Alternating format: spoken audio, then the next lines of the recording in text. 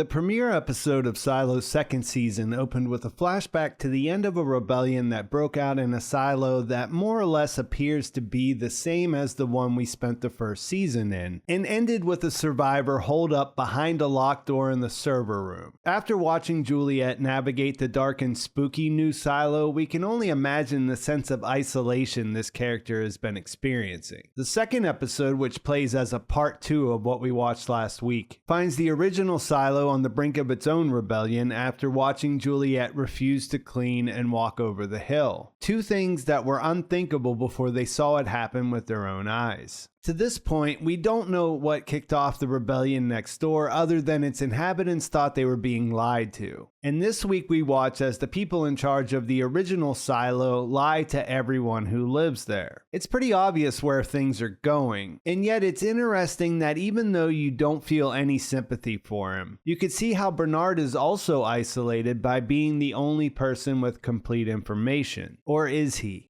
Episode 2 mostly serves to set the stage for a season split across 2 locations. And while we check in with the usual suspects from Mechanical, Judge Meadows also emerges to be a key character who seems like she might have more going on than we originally expected. The most predictable reaction does come from Mechanical. The rank and file, the people who have no idea about the tape, assume that if she made it over the hill, it means that it's safe outside. Walker and her ex-wife Carla from Supply are the only ones who know exactly why she survived. So when the crowd starts talking about wanting to go outside too, and Knox does his best but has trouble getting them to calm down, Walker has to intervene with a fire hose, reminding them they all have important work to get back to. Knox has a sense of responsibility for everyone in the Down Deep, and when Shirley calls him out in front of the crowd, he admits that he turned in Juliette when they came looking for her. It's a hard but justifiable choice he had to make, and a reminder of how quickly lines can be drawn between the different factions inside the silo. As far as the different reactions, Shirley takes the angry route. Everyone knows they're not getting the whole truth and they want answers. And Shirley points out that they do have some power and that they could shut the silo down. In this, she's not wrong. We know that they control the generator, and shutting it down would be like the general strike to end all general strikes. Because while it might be possible to take control that way, holding it would be something different. And as Knox points out, this is something they could only do once because Judicial and the Sheriff's Department have all the guns. And there's no reason to believe they wouldn't use them if push came to shove. This makes his trip to visit his friend in the metal shop a little later stand out. He goes there saying he has 2 asks. And we hear the first one, which is that he doesn't want the shop to make any weapons if people come asking for them. They agree to that, but then it leaves us hanging on what the second ask is by cutting away before we hear what he asks for. Everyone in the lower levels feel like they've lost one of their own. As mentioned, Shirley is the angry one. She continues to get people riled up and tries to demand answers whenever she gets a chance. She goes as far as disrupting the speech and trying to expose Bernard as a liar based on what she knows about the tape. She doesn't know the whole story, but she knows something happened with it. Knox continues to try to keep things together by doing things like sending Cooper to follow Shirley and then report back, but also stepping in to protect her when the raiders try to come for her after she disrupts the speech. Walker just wants everyone to shut the fuck up and let her mourn the loss they all experienced, so she can take some time and figure out what really happened.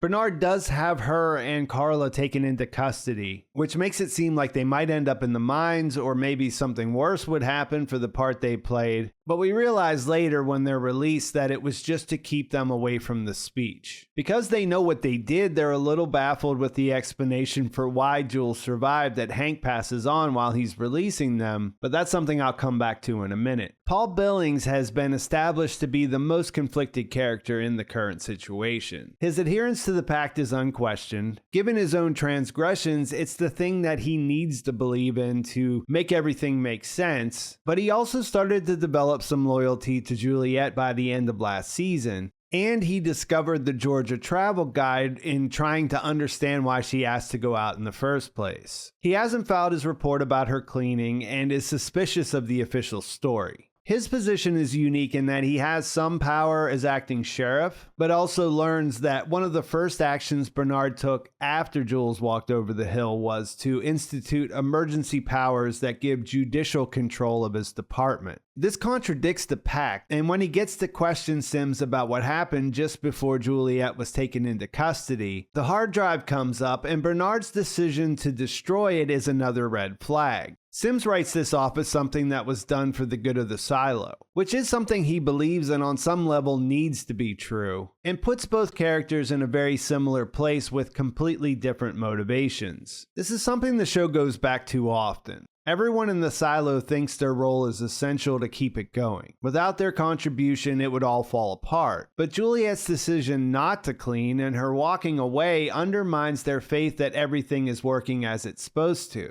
The scene where a hungover Judge Meadows hears the news from her assistant and just flatly denies it could have happened illustrates this perfectly. They always say they're not going to clean, and then they do. When she's assured Jules didn't and that everyone saw it, she asks, what, did she decide not to die too? And she gets a prompt, well actually, and finds out she walked over the hill. It hits her hard enough that she decides to stop drinking, which is the main thing we knew this character did up to this point. This surprises Bernard when he comes to see her later. He lays out his plan to give a speech and asks her to be there with him as a sign of unity. He doesn't order her to do it because he doesn't think he would have to because of what's at stake. When he confirms it had to be the tape that helped her make it over the hill, she recognizes that he's frightened. Their conversation is littered with references to a shared past, and it becomes apparent that she knows him better than anyone else. His fear isn't about mob violence, but rather the thousands of dead bodies that Juliette saw when she entered the other silo. He points out that it looks like the silo went to war with itself, and if it happened there, it could happen in their silo. When she mentions that he just needs to follow the protocols laid out in the order, which I'll circle back to in a minute, it comes out that she was once his shadow, and therefore might know as much as him. That's the reason why he would come to her when he needs help, and she's the only one that he can turn to because he's resisted taking on a new shadow after their falling out. We learn that for reasons likely related to that, she isn't interested in helping, but he also brings up a secret she's been holding on to for 25 years, something she's even kept from him. With Juliette being gone indefinitely, the judge's expanded role was my favorite new development in this episode. The actor does a great job, and having the character coming out of this booze-induced fog she's apparently been in for the past 25 years after something mysteriously happened, while also being the only other person that knows as much about how the silo works as Bernard, does give her story a lot of potential. It also makes her request for a hot air balloon so that she can fly away like the Wizard of Oz, something she knows Bernard can't deliver, a perfect way to show where things are at. In the event of a failed cleaning, prepare for war. I started this video by saying you wouldn't sympathize with Bernard, but the opening sequence of an episode that's titled Order helps you better understand why he does the things he does. We get a glimpse behind the locked door, one that's exactly the same as the one Solo was behind in the other silo, which is highlighted by a shot that's a carbon copy of the one when Juliette started to walk away and gives us an idea about what he's trying to protect. Last season we saw the area where they monitored the cameras inside the janitorial closet, but this looks even more impressive somehow. He's able to watch Juliette outside the silo next door, which makes you wonder what else he can see and what else he knows about the other silos. And he doesn't turn to the Pact for guidance, but rather a much more substantial looking volume called the Order. We only see the top part of one page, but the way it's written, or I guess the language, seems notable. It's certainly been implied that things have been carefully planned out in the silos. But looking at this, which looks so official, I don't know, I just thought that stood out. Later in the episode, when he talks to the judge who has obviously also seen this as his shadow, on top of not wanting to help him, she didn't think he would need her to because there would just be a prescribed action for any problem they run into, like like in the case of a failed cleaning, prepare for war. His point there is that the tape situation wasn't something they ever accounted for. And his reaction makes you think this is the first time he's run into something like that, and yeah, this has the potential to lead to a catastrophe. Imagine Sheriff Billings leading a bunch of people from Mechanical armed with whatever they can get their hands on to try to get into the vault and see what Bernard's been keeping from them for themselves. It would be a real Wizard of Oz pay no attention to that man behind the curtain moment, and after the flashback to what happened in the other silo, there has been a precedent set. With his back against the wall, he rises to the occasion. And what I liked about this was just how ludicrous the explanation he gives to the crowd is, something that Meadows points out when they talk later, but how it also makes sense when he explains how it became his plan.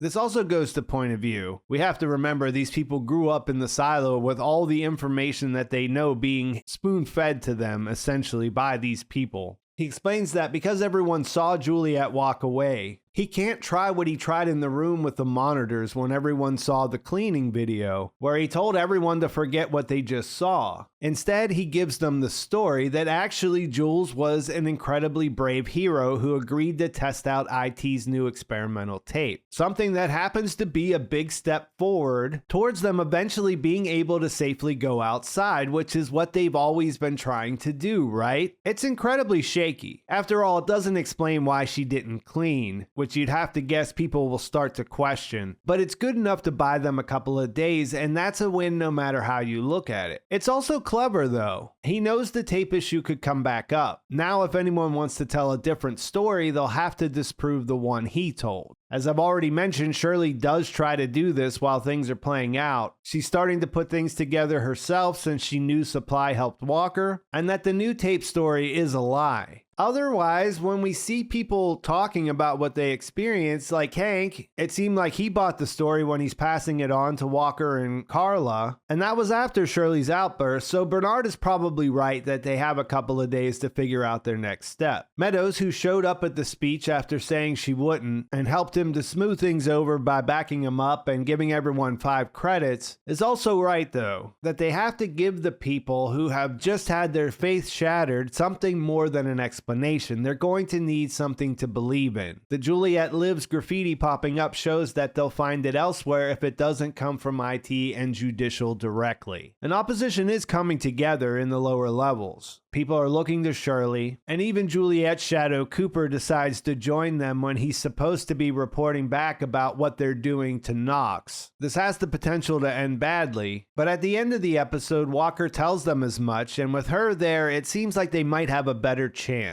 Bernard believes that if Meadows were helping him, he would have a better chance. I tend to agree, if for no other reason than that she's the only other person who's been in the vault. Not that I want Bernard to succeed, but at least it gives him someone to talk to and fill us in on details so that we can finally piece together the mystery at the heart of the show. Something happened when she was his shadow. There are hints that there may have been something personal between them, but the secrets that she's been keeping, the thing that's kept her out of the vault and in that apartment drinking for the past 25 years, if that was about a failed relationship between them, it wouldn't be a secret from Bernard's point of view. It's the first time in 25 years she doesn't want to be drunk. And if a hot air balloon so that she can fly away isn't on the table, she'll settle for a suit and some of the good tape because she wants to go outside and walk over the hill just as Juliette did. And I just have to say that I love the detail that they have this heavy conversation over an Etch-a-Sketch displayed under glass like it's some treasured artifact showing the great heights some ancient culture achieved. It's another good episode, and while I do think splitting the episodes by location would have been more effective if they released the first 2 episodes together, I think the season is off to a great start. Just as they had to put us into Juliette's mindset in the opening episode, here they needed to make Bernard an interesting enough character to keep things compelling at the original silo while she's gone. And Tim Robbins and Harriet Walter should have enough chops to hang a season on, and based on this episode, I'd say things are shaping up with all the different characters. Sims was a bit of an odd man out, and Bernard dismissing him as a candidate to be his shadow was a major problem for his plan with his wife, which is still a bit of a mystery at this point. But he's in the true believer who will do anything, but maybe not being involved could make him an enemy camp. We'll have to see on that, but otherwise we're up to speed with where things are, and I think that's a great place to leave things. Please like this video if you enjoyed it. Please subscribe to my channel if you haven't already, and thanks for watching. I'll talk to you soon.